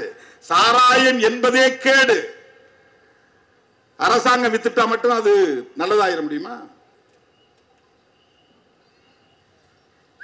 இந்த அரசு அந்த அரசு இல்ல. ஏதோ திமுக ஆட்சியில தான் கள்ளச்சாராய சாவுகள், கலைஞர் காலத்துல தான் சாராய கடைகளை திறந்தாங்க. இந்த தமிழ்நாட்டுக்குள்ள ஒரு மனநோய் இருக்குது அரசியல் தளத்துல, கருணாநிதி எதிர்ப்பு மனநோய், திமுக எதிர்ப்பு மனநோய்னு இருக்குது. தெலுங்கர்னு திட்டினா கருணாநிதி மட்டும்தான் தெலுங்கர்னு திட்டுவான். எம்ஜிஆர் யாரும் மலையாளின்னு சொல்ல மாட்டான், ஜெயலலிதாவை கன்னடத்தின்னு சொல்ல மாட்டான், கன்னட பெண்மணி சொல்ல மாட்டாங்க, யாரும் திட்ட மாட்டாங்க. ஊழல்னு வந்தா கருணாநிதி திமுக தான் சொல்லுவாங்க. அந்த மாதிரி இந்த சாராய விஷயத்திலும் கூட திமுக ஆட்சி காலத்துல தான் நடந்தது, கருணாநிதி காலத்துல தான் நடந்தது அப்படின்னு சொல்லுவாங்க. இந்தியா முழுக்க எல்லா ஆட்சி காலத்திலும் நடந்திருக்குது. எம்ஜிஆர் தான் இந்த டாஸ்மாக்ங்கிறதே உருவாக்குனார். டாஸ்மார்க் நிறையவே நம்ம தமிழ் டாஸ்மார்க்னுவாங்க. டாஸ்மார்க் இல்லை, அது அந்த காலத்தில் காளி மார்க் சாராயம் கிடைச்ச மாதிரி அந்த மார்க்குங்கிற பேர் பழகி போயிடுச்சு. அது அப்போல்லாம் அந்த சாராயம் கடைகளை விற்பானுங்க. அப்போ நிறைய இந்த மார்க் எந்த மார்க்கு, காளி மார்க், அந்த மார்க், இந்த மார்க்குன்னு பேரில் வைப்பாங்க. மார்க்குன்னா அது வந்து சின்னம். இது TASMAC TASMAC, Tamil Nadu state marketing corporation, Tamil Nadu மாநில வணிக கழகம். அது விற்பனை செய்யறதுக்குன்னு ஒரு இன்ஸ்டிடியூஷனை உருவாக்குறாரு, அவர் ஒரு கம்பெனியை உருவாக்குறார். மதுவை உற்பத்தி செய்வதற்கும் ஒரு கம்பெனியை உருவாக்கினார் எம்ஜிஆர். மதுவை விற்பனை செய்வதற்கு ஒரு கம்பெனியை உருவாக்கினார். அந்த கம்பெனியை உற்பத்தி செய்யற கம்பெனியை மூடிட்டார், தனியார்ட்ட ஒப்படைச்சிட்டாங்க. விற்பனை செய்யற கம்பெனி தான் டாஸ்மாக் இருக்கு. டாஸ்மார்க் இல்ல, டாஸ்மாக். அரசாங்கம் ஒரு கம்பெனி உருவாக்கியது மதுவை வியாபாரம் செய்யறதுக்குன்னு. அதுக்கு IAS அதிகாரிகளை உட்கார வச்சிருக்கு. நீ என்ன படிச்சுட்டு எவ்வளவு பெரிய டாப்பரா வந்தாலும் இங்க வந்து சாராயம் வித்து கணக்கு கொடு. என்ன வேலை செய்யற? சாராயம் விற்கிற வேலை. என்ன படிச்சிருக்கிற? IAS படிச்சிருக்கிற.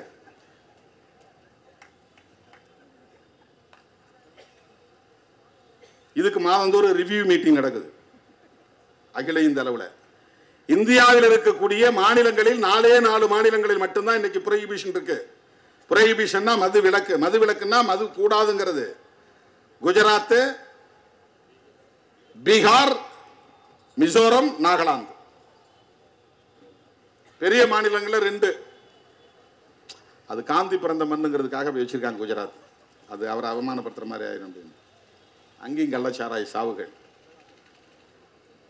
பீகார்லையும் கள்ளச்சாராய சாவுகள், ஆந்திராவில் கள்ளச்சாராய சாவுகள், கேரளாவில் கள்ளச்சாராய சாவுகள் எல்லா காலத்திலும் நடக்குது. கலைஞர் 71 மதுவிலக்கு சட்டத்தை தளர்த்தினார். பிறகு 74 மூடினார். 7 வருஷம் இல்லை. 81 எம்ஜிஆர் கொண்டு வந்தார். பிறகு அவர் மூடினார். அப்புறம் OPS காலத்தில் வந்துச்சு, ஜெயலலிதா காலத்திலையும் வந்துச்சு. 2001, 2002 தொடர்ச்சியா மாறி மாறி வந்திருக்கு. இது இந்த கட்சி தான் காரணம், இந்த முதல்வர் தான் காரணம் என்று சொல்வதற்காக நான் சொல்லவில்லை. இது சமூக தீங்கு, தேசத்திற்கு எதிரான ஒன்று. அரசாங்கமே சட்டப்பூர்வமாக இந்த பாதிப்பை அங்கீகரிக்க கூடாது என்பதுதான். இல்ல கண்ட்ரோல் பண்ண முடியாது, இந்த சாராயம் இல்லைன்னா அவன் கள்ளச்சாராயத்தில் நிறைய குடிச்சிட்டு சாவுவான். இது என்ன ஜஸ்டிபிகேஷன்?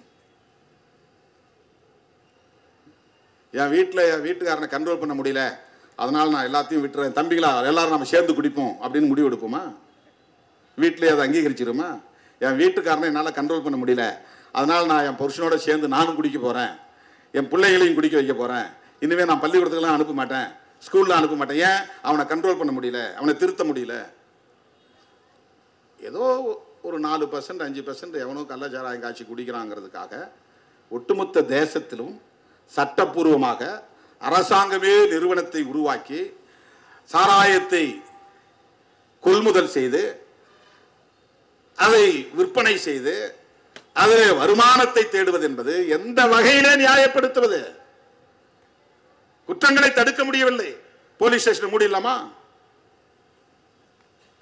குற்றங்களை தடுக்க முடியவில்லை, நீதிமன்றங்களை மூடிவிடலாமா? எல்லாம் திறந்து விட்டுடலாம். யார் வேணாலும் என்ன வேணாலும் பண்ணிக்க, எவனை வேணாலும் திருடிக்கோ, யாரை வேணாலும் போய்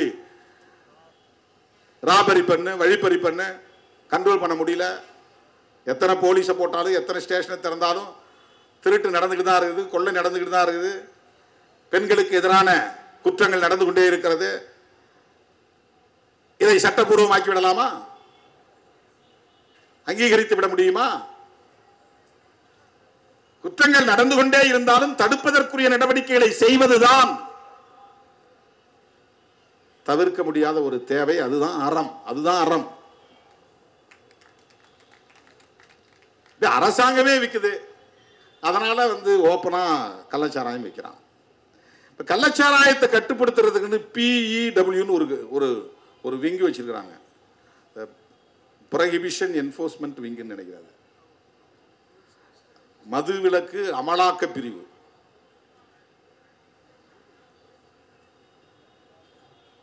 அதுல பெரும்பாலும் லேடிஸ் தான் போடுறாங்க, எதுக்குன்னு தெரியல.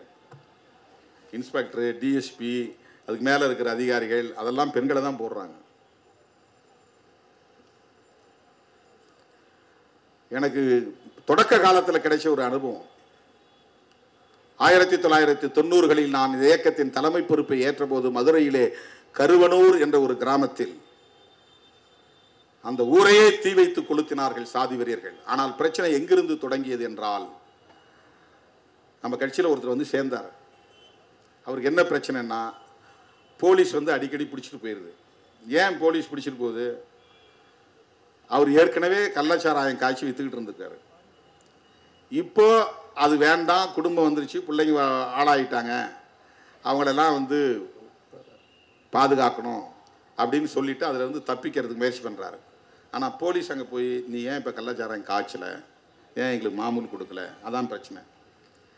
காய்ச்சாதவனை பிடிச்சிட்டு போய் கேஸ் போட்டு உள்ள தள்ளுறது. அவர் அதிலிருந்து தன்னை தற்காத்துக் கொள்வதற்காக அப்போ வந்து கட்சி கிடையாது, தேர்தல் பாதை கிடையாது, வெறும் இயக்கம்தான், விடுதலை சிறுத்தைகள் இயக்கம். இதுல வந்து அவர் சேர்றார். வந்து சேர்ந்ததுக்கு பிறகு அதே காவல்துறை, அந்த உள்ளூரில் இருக்கக்கூடிய ஒரு ஆய்வாளர் அவனை நேராக வீட்டுக்கு போய் தூங்கிருந்தவனை பிடிச்சி அடிச்சு தெருவில் தரன்னு இழுத்துட்டு போய், நீ கட்சியில் சேர்ந்துட்டு அவனை விட்டுருவோமா, கேஸ் போடுறாங்க.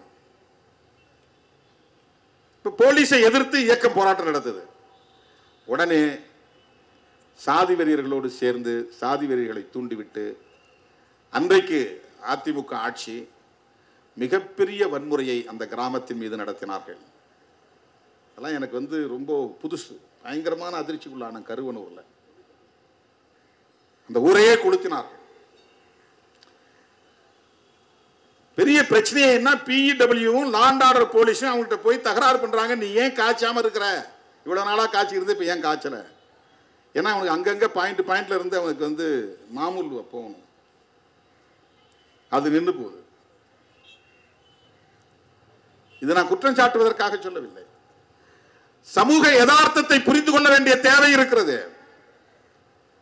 நம்முடைய குடும்பத்தில் நம்முடைய பிள்ளையையே நம்மால் கட்டுப்படுத்த முடியவில்லை என்பது உண்மைதான். மனைவி மக்களால் கணவனை கட்டுப்படுத்த முடியவில்லை என்பது உண்மைதான். கணவனோடு சேர்ந்து மனைவியும் குடிப்பழக்கத்திற்கு ஆளாகிறாள், அதையே நம்மால் திருத்த முடியவில்லை என்பது உண்மைதான். எனவே ஒட்டுமொத்தமாக இது அரசுதான் பொறுப்பு, காவல்துறை தான் பொறுப்பு, ஏன் அவர்கள் கட்டுப்படுத்தவில்லை, ஏன் அவர்கள் திருத்தவில்லை என்று நாம் பொத்தாம் பொதுவிலே அரசியல் ஆதாயம் தேடக்கூடிய வகையிலே குற்றம் சுமத்த விரும்பவில்லை. அது முடியாது என்பது தெரியும். ஆனால் முடியாது என்பதை காரணம் காட்டி, கள்ளச்சாராய பேர்வழிகள் ஆதிக்கம் செய்வார்கள் என்பதை காரணம் காட்டி அதை சட்டப்பூர்வமாக அங்கீகரிப்பது குற்றம். அதை ஏற்க முடியாது. அதை விடுதலை சிறுத்தைகள் கட்சி கடுமையாக எதிர்க்கிறது. இதனால எவ்வளவு பெரிய லாபம் வந்தாலும் கூடாது என்பதுதான் பேரறிஞர் அண்ணாவின் கொள்கையாக இருந்தது. அண்ணா காலத்திலேயே மதுவிலக்கை தளர்த்த வேண்டும் என்று எல்லோரும் சொன்ன காலத்தில், அவர் முதல்வராக இருந்த காலம் மிக குறைவான காலம், 67 69. ராஜாஜி முதல்வராக இருந்த போது 1937 இந்த நாடு விடுதலை பெறுவதற்கு முன்பே காந்தியடிகள் இதை பெரிய இயக்கமாக எடுத்த காரணத்தினால், அவர் காங்கிரஸ் கட்சியின் தலைவராகவும் இருந்த காரணத்தினால் அன்றைக்கு மதுவிலக்கு சட்டத்தை கொண்டு வந்தார். அது பல ஆண்டுகள், 20-25 ஆண்டுகள் நடைமுறையில் இருந்தது. காமராஜர் ஆட்சியில் இருந்த வரையிலும் நடைமுறையில் இருந்தது. அதன் பிறகு இந்தியா முழுவதும் மதுவிலக்கு தளர்த்தப்பட்ட நிலையிலே தமிழ்நாட்டில் மதுவிலக்கை தளர்த்த வேண்டிய தேவை உருவானது என்று காரணம் சொல்லி 71 ஆட்சிக்கு வந்த கலைஞர் மதுவிலக்கை தளர்த்தினார், சட்டத்தை திருத்தினார். ஆனால் மக்களிடத்திலே எழுந்த எதிர்ப்பால் 74 மூடினார். திறந்தவர் மூடினார் என்பதும் வரலாறு, அதையும் சேர்த்து சொல்ல வேண்டும். பிறகு 7 ஆண்டுகள் அப்படியே கிடந்த நிலையிலே 81 எம்ஜிஆர் திறந்தார். இதெல்லாம் வந்து இவர்தான் காரணம் அவர்தான் காரணம் என்பதற்காக சொல்லவில்லை. இந்த புரோஹிபிஷன் சம்பந்தமான சட்டம் எப்படி வந்தது, எப்படி மாறியது, எப்படி அது தளர்த்தப்பட்டது என்கிற வரலாற்றை சொல்லுவதற்காக நான் சொல்லுகிறேன். தோழர்களே, இன்றைக்கு தேசிய அளவில் மனிதவள இழப்பு என்பது அரசுக்கு வருகிற வருமானத்தை விட கடுமையான பாதிப்பை தருகிற இழப்பு. இப்போ சில பேர் வந்து டி அடிக்ஷன் சென்டர் உருவாக்குங்கன்றாங்க. நீ கடையை மூடிட்டா எதுக்கு டி அடிக்ஷன் சென்டரு? கடையை மூடி தினந்தோறும் குடிக்க பழக்கிறோம். அதுக்கு IMFLன்னு பேர். IMFL அப்படின்னா இந்தியன் மேடு ஃபாரின் லிக்கர். வெளிநாட்டு சரக்கை இந்தியாவிலேயே உற்பத்தி பண்ணுறோன்னு அர்த்தம். அதுக்கு பேர். நேரடியாக வெளிநாட்டு சரக்கை வாங்கிட்டு வரவங்க இருக்கிறாங்க சில பேர். அது வந்து அது அவர் பெரிய ஆள், அவங்கெல்லாம் அது வாங்கிட்டு வர்றதுங்கிறது எல்லாராலையும் முடியாது. சில பேர் கிஃப்ட்டே அப்படி தான் கொடுப்பாங்க. நான் ஃப்ரான்ஸுக்கு போனப்போ ஒருத்தர் அது மாதிரி தான் கொண்டாந்து என்கிட்ட நீட்டினான். எனக்கு அந்த பழக்கம் இல்லைங்க. என்ன இல்லைங்க, இது வந்து இது கிடையாது, மது கிடையாது, ஷாம்பைன் அப்படின்னா. ஷாம்பைன் என்னங்க, சும்மா கொஞ்சம் இருக்கும், லைட்டாக பீரை விட கம்மியாக இருக்கும், இது பர்த்டே பார்ட்டியில் குடிக்கிறது அப்படின்னா. நோ நோ நோ, அவன் கோச்சிக்கிட்டே போயிட்டான். அவனை நான் அவமதிச்சிட்டேன்னு. லண்டனுக்கு ஒரு முறை போனேன் நான். ஏர்போர்ட்லேருந்து இறங்கி போன உடனே ஒரு ஃபேமிலி என் மேலே ரொம்ப அன்பாக இருக்கக்கூடியவங்க, அவங்க எழுத்து, அவங்க ஏதோ விக்கிபீடியாவில் தேடி இருப்பாங்க போடுறது.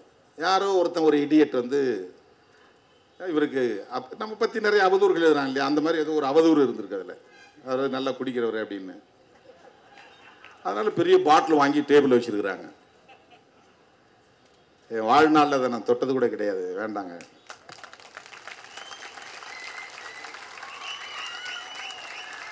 வெளிநாட்டு சரக்கு அப்படின்னா எல்லாரும் உடனே அதுக்கு ஈல்டாகனா நிறைய பேர் இருக்கிறாங்க. இந்த வெளிநாட்டு சரக்கு இங்கே வாங்கிட்டு வந்து கிஃப்டாக கொடுப்பாங்க. அங்கேருந்து வாங்கிட்டு வந்து இங்கே கிஃப்டாக கொடுப்பாங்க. அதுக்கு ஒரு பெரிய மதிப்பு. அதை இந்தியாவில் செய்யலாம். இந்தியன் மேடு ஃபாரின் லிக்கர். அயல்நாட்டு மது இந்திய சரக்கு, இந்தியாவிலேயே தயாரிக்கிறது அந்த ஃபார்முலாவை பயன்படுத்தி. அதுதான் இங்கே பிராண்டி. அது பிராண்டி வந்து நம்ம ஊர் சரக்கு இல்லை, வெளிநாட்டு சரக்கு. அதை நாம் தயாரிக்கிறோம். மூலப்பொருள் அதுக்கு எத்தில் ஆல்கஹால், ரெக்டிவேட் ஸ்பிரிட், எத்தனால், அதுதான் தேவை. அதில் எவ்வளவு ஆல்கஹால் சதவீதம் இருக்கணுங்கிறத பொறுத்து அதுக்கு பேர் மாறுது. அதில் டேஸ்ட்டுக்கு கலர்லாம் மாற்றுவாங்க. அப்புறம் பாட்டில் டிசைனாக பண்ணுவாங்க, லேபிள் டிசைனாக பண்ணுவாங்க. அதுக்கு நல்ல அழகான பெண்மணிகளை கொண்டு விளம்பரம்லாம் பண்ணுவாங்க. இதை சாப்பிட்டிங்கன்னா இப்படி இருக்கலாம் அப்படின்னு. அது என்னென்னா எத்தனாலில் வந்து ப்ரொபோர்ஷனேட்டாக சதவிகித அடிப்படையில் வந்து மிக்ஸ் பண்ணுறது. 3லேருந்து 5% இருந்தால் பீர், 5% தான் இருக்கணும். மிச்சம் வெறும் வாட்டர் அல்லது அது ஸ்வீட்னர், அது ஏதோ ஒரு இனிப்பு கலந்துருக்கும், அவ்வளோதான். அதில் வெறும் 3% அல்லது 5%, அதுக்கு மேலே போனால் அதுக்கு பீர் கிடையாது. பீர் தாண்டி மற்றதெல்லாம் பீர் ஒரு குடியே இல்லை, மதுவே இல்லைம்பாங்க. பீர் தான் ஐயா, சும்மா குடிக்கலாம்.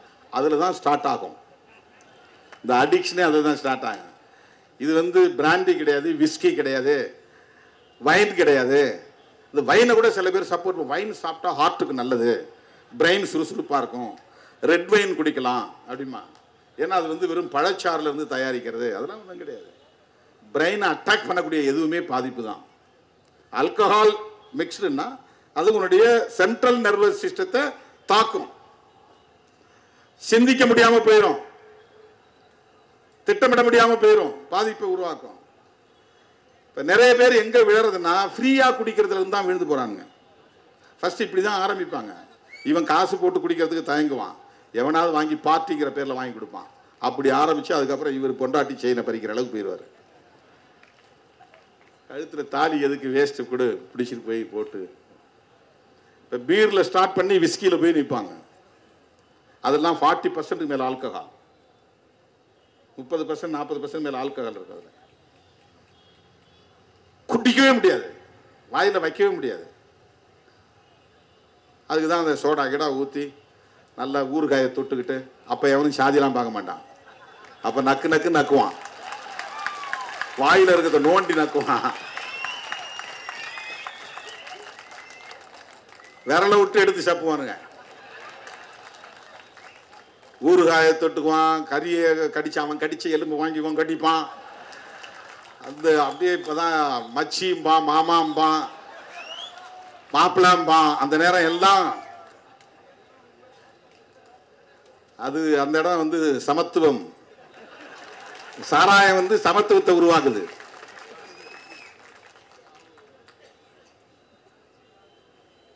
அவனுடைய பார்வையில் பீர்ல தொடங்கிதான் அது நடக்குது. அது IMFL ஃபாரின் சரக்கு தான், அது இந்தியாவில் தயாரிக்கிறாங்க. இதை தான் இன்னைக்கு டாஸ்மாக் செய்து தனியார் கம்பெனிகள்கிட்ட தயாரித்து வாங்கி கொள்முதல் பண்ணி கடைகளில் விற்பனை பண்ணுறான். இந்த பீர் மட்டும்தான் 200 ரூபாயோ 300 ரூபாயோ, மற்றதெல்லாம் கொடுத்து வாங்க முடியாது இந்த உழைக்கிற தொழிலாளர்களால். இப்போ இவன் சம்பளமே ஒரு நாளைக்கு 200 ரூபாயிலிருந்து 600க்குள்ள தான் உழைக்கிறவன். மூட்டை தூக்குறவனுக்கு 400 ரூபா அல்லது 300 ரூபா அல்லது 600 ரூபா, அதிகபட்சம் போனால் 600 ரூபா. கட்டட வேலைக்கு போகிறவனுக்கு 1000 ரூபாய்க்கு கிட்டத்தட்ட வரும், அவனும் குடிக்கிறான். அதுலேயும் பொம்பளை ஆளுக்கு சித்தாள் வேலை பார்க்குறாங்க, அவங்களுக்கு கம்மி தான், 400 ரூபா, கிட்டத்தட்ட 300 ரூபா கம்மியாக இருக்கும். ஆண்களுக்கும் பெண்களும் ஒரே மாதிரி தான் வேலை செய்வாங்க, ஆனால் பெண்களுக்கு 300 ரூபாய்க்கு கம்மியாக தான் கொடுப்பான் சம்பளம். இப்போ அவனுக்கு வீட்டுக்கும் காசு கொடுக்கணும், சாப்பாட்டு அரிசி வாங்கணும், பருப்பு வாங்கணும், வேறு பொருள் வாங்கினா அவனுக்கு 60 ரூபாய்க்கு சாராயம் கிடைக்கும் போது எப்படி அது நாடி போகாமல் இருப்பான். அப்போ அவங்க தான் டார்கெட்டிங் பீப்புள். யாருக்கு? இந்த கள்ளச்சாராயம் காய்ச்சக்கூடிய கும்பலுக்கு. டாஸ்மாக் போய் 300 ரூபா கொடுத்து வாங்க முடியாது, 200 ரூபா கொடுத்து வாங்க முடியாது, விஸ்கி பிராண்டி வாங்க முடியாது. இந்த பீரை குடிச்சு குடிச்சு பழகி போய் அவனுக்கு அது இம்யூன் ஆயிரும். அப்புறம் போதையை ஏன்னா ஒன்றுமே ஏறலையா, ஒன்றுமே இல்லையே, வியாதி குறித்து பார்ப்போம், ஒன்றுமே இல்லையே. அவனுக்கு கூடுதல் போதை தரக்கூடிய இன்னொரு பொருள் தேவைப்படுகிறது, குறைந்த விலையில் கூடுதல் போதை. அதுதான் கள்ளச்சாராயம், அதுதான் நச்சு சாராயம். அதனால தான் போறான் அவன். கூடுதல் போதைங்கிறத ரொம்ப முக்கியமான பாயிண்ட். அதில் அதை யாரும் சொல்ல மாட்டாங்க. நீ கடையில் வாங்கக்கூடிய பொருளில் விஸ்கி பிராண்டி போனால் அது நல்ல போதை கிடைக்கும். ஆனால் பீர் அப்படிங்கிற லெவலில் கிடைக்கிற பொருளில் போதை கிடைக்காது. ஆனால் அங்கேயும் திருட்டுத்தனம் நடக்கிறது. அரசாங்கம் டாஸ்மாக் கடைகளில் விற்கக்கூடிய அந்த பாட்டிலையும் சீலை உடைச்சிட்டு அதில் கள்ளச்சாராயத்தை மிக்ஸ் பண்ணி ஃபேக் சீல் ஒட்டி விற்கிற வியாபாரமும் நடக்குது. அதெல்லாம் எக்ஸ்ட்ரா. இவன் மொத்தம் இன்னைக்கு 200 பாட்டில் விற்கணும் பீர் பாட்டில்னு ஒரு கணக்கு கொடுக்குறான்னா அதை அவன் 300 பாட்டிலாக 400 பாட்டிலாக மாற்றிடுவான். 200 பாட்டில் மட்டும்தான் கடைக்கு கணக்கு கொடுப்பான். சேல்ஸ்மேனு சூப்பர்வைசர் சேர்ந்து செய்கிற வேலை. கள்ளச்சாராயம் கடைக்குள்ளே போயிடும். அதை உடைச்சி பழைய பாட்டில் ரெடி பண்ணி வச்சுக்குவாங்க. அதே மாதிரி சீல் ரெடி பண்ணி வச்சுக்குவாங்க. இதெல்லாம் மிக்ஸ் பண்ணி 200 பாட்டில் இருக்கக்கூடிய மதுவை 400 பாட்டில் நிரப்பிடுவாங்க. தேவையானதை மிக்ஸ் பண்ணி, கள்ளச்சாராயத்தை மிக்ஸ் பண்ணி இப்போ எக்ஸ்ட்ரா 200 பாட்டில் விற்றான்னா அந்த பணம் அவனுக்கு, அங்கே இருக்கிற 4 பேருக்கு அது சேர்ந்தது. அதை தெரிஞ்சு எவனாவது கேட்டானா அவனுக்கு ஒரு கமிஷன் போகும். டாஸ்மாக் கடையிலேயே கள்ளச்சாராயம் விற்கப்படுகிறது.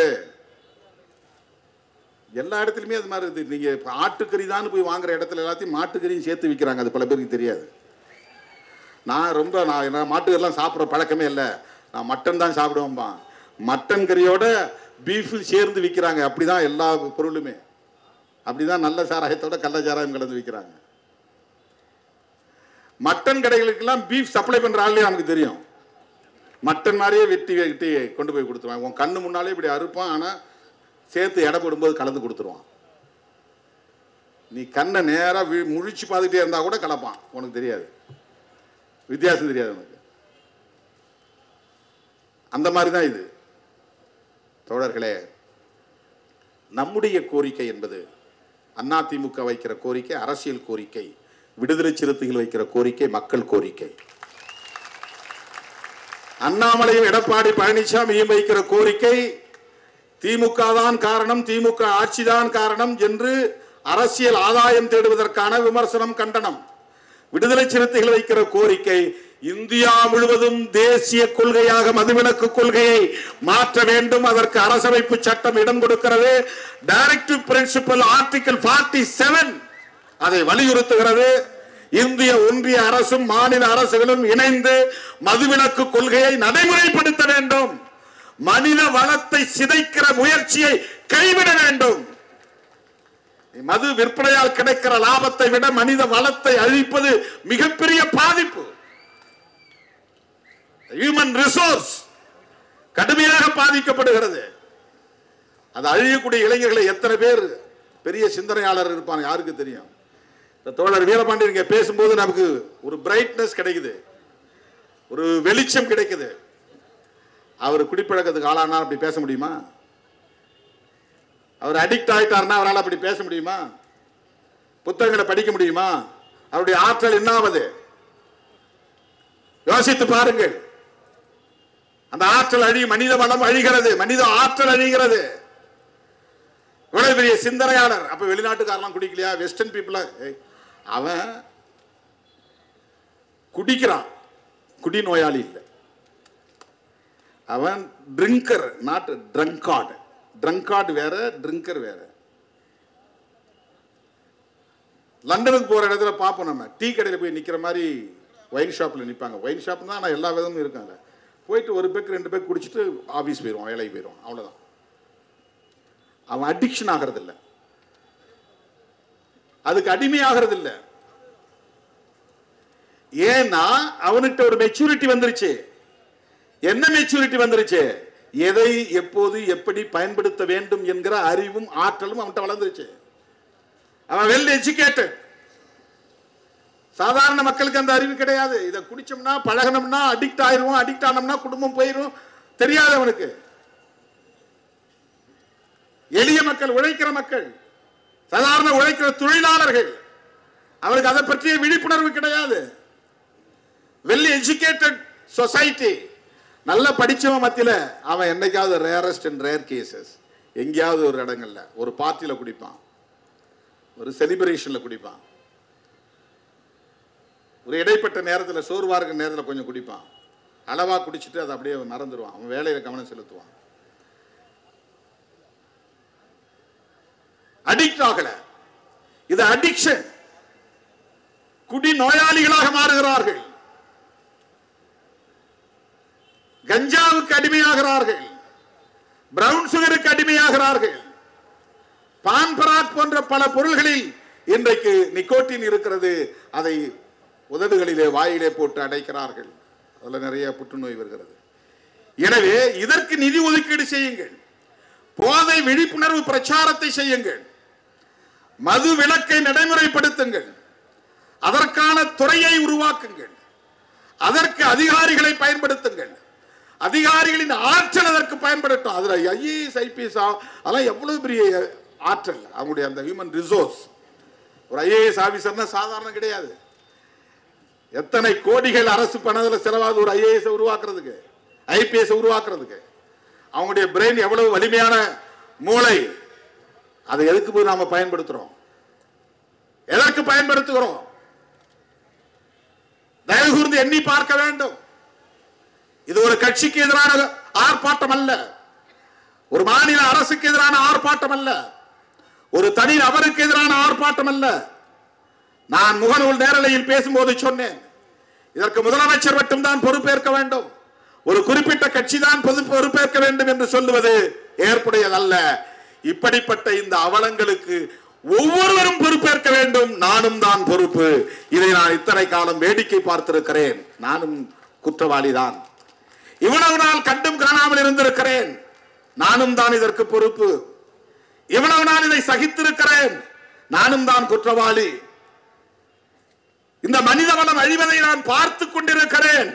நானும் குற்றவாளிதான். இங்கே உள்ள ஒவ்வொருவரும் அதற்கு பொறுப்பேற்க வேண்டும்.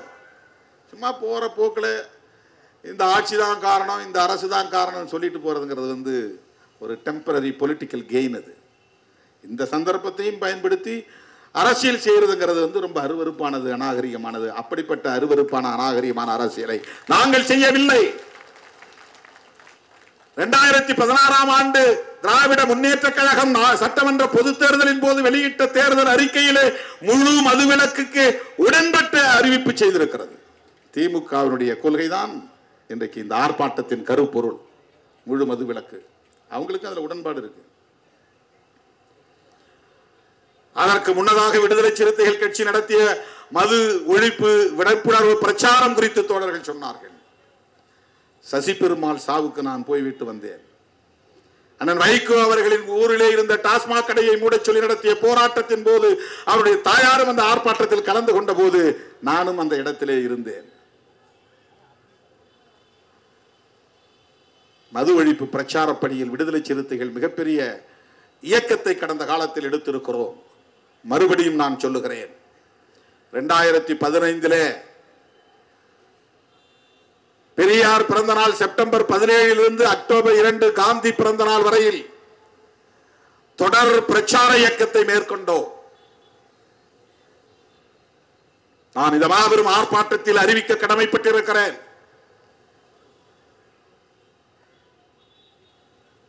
மாநில பொறுப்பாளர்களோடு பிறகு கலந்து செயல் திட்டத்தை அறிவிக்க விரும்புகிறேன். பகுத்தறிவு பகலவன் தந்தை பெரியாரின் பிறந்த நாள் செப்டம்பர் 17 மகளிர் மட்டும் பங்கேற்கிற மாபெரும் மகளிர் மாநாட்டை நடத்த இருக்கிறோம். மதுவிலக்கு அமல்படுத்த கோரி 5 லட்சம் பெண்களை திரட்டி மிக பெரும் மாநாட்டை நடத்த இருக்கிறோம். தேசிய அளவில் மதுவிலக்கு கொள்கையை நடைமுறைப்படுத்து என்பதுதான் கோரிக்கை. இன்றிலிருந்து அந்த போராட்டத்தை நாம் முன்னெடுக்க வேண்டும். அதற்கான களப்பணிகளை நாம் திட்டமிட வேண்டும். எப்படி 10 லட்சம் பேர் திரண்ட வெல்லும் ஜனநாயக மாநாடு நடந்ததோ அதை போன்ற ஒரு தாக்கத்தை பெண்கள் மட்டுமே பங்கேற்கிற ஒரு மாபெரும் மாநாட்டை நாம் நடத்த வேண்டும். இது பெண்களின் போர்க்குரலாக மாற வேண்டும். இது மாநில அரசுக்கு எதிராகவோ அல்லது ஆளும் கட்சிக்கு எதிராகவோ நடத்தப்படுகிற இயக்கம் அல்ல. இந்திய மனித வளத்தை பாதுகாப்பதற்கான ஒரு பொறுப்புணர்வுடன் கூடிய ஒரு நிகழ்வு இது. புரட்சியாளர் அம்பேத்கர் வலியுறுத்திய கோரிக்கை, தந்தை பெரியார் முன்னெடுத்த போராட்டம், காந்தியடிகள் தம் வாழ்வில் மிக முக்கியமான கோரிக்கையாக முன்வைத்த ஒன்று. ஐயன் திருவள்ளுவனின் விருப்பம். அந்த அடிப்படையிலே மாண்புமிகு முதல்வருக்கும் தமிழ்நாடு அரசுக்கும் நாங்கள் விடுக்கிற வேண்டுகோள், உங்களுக்கு மிகப்பெரிய ஒரு வாய்ப்பு கிடைத்திருக்கிறது. மிகப்பெரிய வாய்ப்பு கிடைத்திருக்கிறது. காலமெல்லாம் உங்கள் பெயர் இந்த மண்ணில் போற்றப்படும், உச்சரிக்கப்படும். இந்த டாஸ்மாக் கடைகளை மூடுவது என்று துணிந்து நீங்கள் முடிவெடுக்க வேண்டும். இது ஒரு புரட்சிகரமான முடிவாக அமையும். இந்தியாவே உங்களை திரும்பி பார்க்கும். தமிழ்நாட்டு மக்கள் உங்களை போற்றுவார்கள். இன்றைக்கு உங்களை போற்றி 40க்கு 40 வெற்றியை தந்த தமிழ்நாட்டு மக்கள் அடுத்தடுத்து வருகிற எல்லா தேர்தல்களிலும் உங்களுக்கு வெற்றி மாலையை சூட்டுவார்கள். நீங்கள் செய்ய வேண்டிய ஒரே ஒரு முடிவு, எடுக்க வேண்டிய ஒரே ஒரு முடிவு, எல்லா விமர்சனங்களையும் தூக்கி குப்பையிலே வீசக்கூடிய அளவுக்கான ஒரு முடிவு, துணிச்சலாக எடுக்க வேண்டிய முடிவு, புரட்சிகரமான ஒரு முடிவு, ஒட்டுமொத்த இந்திய தேசத்திற்கே வழிகாட்டக்கூடிய ஒரு முடிவு. டாஸ்மாக் கடைகளை மூடப் போகிறோம், அரசு மதுபான கடைகளை மூடப் போகிறோம் என்கிற முடிவாக இருக்க வேண்டும். இதுவே என்னுடைய வேண்டுகோள் என்று கேட்டு செப்டம்பர் 17க்கு தயாராவோம் என்று கூறி இந்த அழைப்பை ஏற்று வருகை தந்த உங்கள் அனைவருக்கும் என்னுடைய நன்றியை கூறி முடிக்கிறேன். நன்றி, வணக்கம்.